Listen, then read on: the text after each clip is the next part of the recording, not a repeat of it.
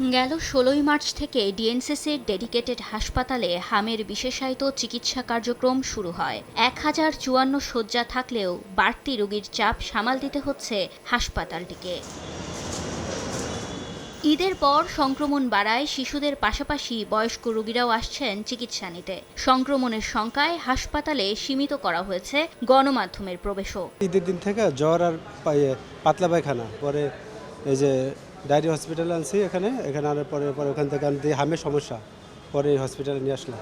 এক সপ্তাহের মতো জ্বর ছিল বাড়িতে, বুঝছেন। তারপর আমরা এখানে নিয়ে আসলাম, নিয়ে আসার পরে এখন আইসিইউতে ভর্তি করাইছে। এমন পরিস্থিতিতে হাম নিয়ে আতঙ্কিত না হওয়ার পরামর্শ দিয়েছেন স্বাস্থ্যমন্ত্রী। সন্দেহজনক হাম রোগীর ভর্তি সংখ্যা ছিল ৫৭,৯০২। এর মধ্যে আমাদের হাসপাতাল থেকে ছাড় পাওয়া রোগীর সংখ্যা কিন্তু ৫৩,৭২২।